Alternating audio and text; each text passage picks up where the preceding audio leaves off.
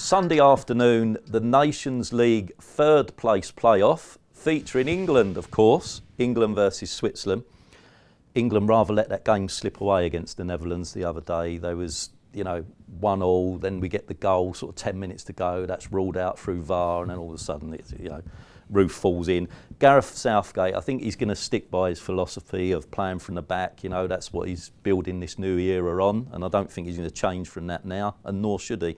Some good results for England of late, of course. They've beat Spain and Croatia.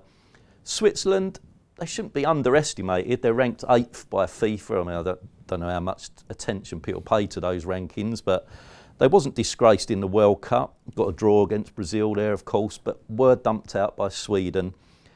They're not as good as England on paper, nor should they be able to beat us. One interesting stat I like here, for these third place playoffs, I've looked at the last 10 third place playoffs in the World Cup. 9 of those 10 had over 2.5 goals in them. Okay. So that's where we're going to go with this match. Our main selection is for over 2.5. We like England to win, so our correct score is going to be 2-1.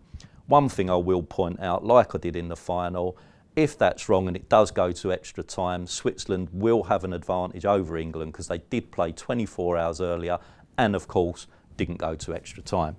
Joe, Football Index players, who takes your eye for this match? I'll be honest, I've stuck to England players. Yep. Whilst I wish we were talking about the final again, I think realistically England they will win this game.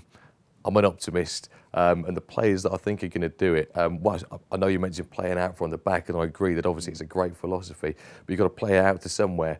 And I firmly believe that the wingers that England have, i.e. Sancho and Sterling, are the best sort of strike force in the world. Kane comes back. Absolutely, yeah. I mean, Jadon Sancho is ranked really highly on the index. He's £5.21 per share. Wow. I know it's primarily around just how good he's been for Dortmund. The fact that he has, broken into this England team with relative ease, and the transfer rumours, which are constantly sort of circulating around him. Although realistically, why would you want to leave a pretty decent Dortmund side? Sterling, £4.97 on the index, equally very highly ranked.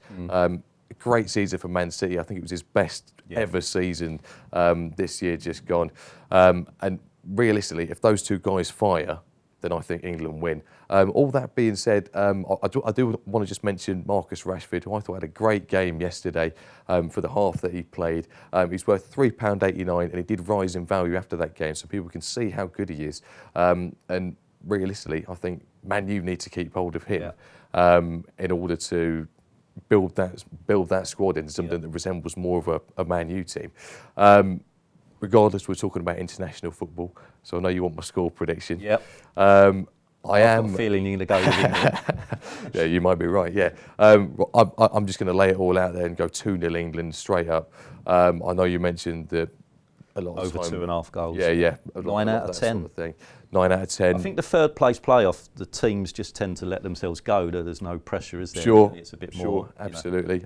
I can see that happening for sort of both sides of the pitch. So i.e. our defenders, defend properly, strikers go all out. I'm going to go 2-0. 2-0.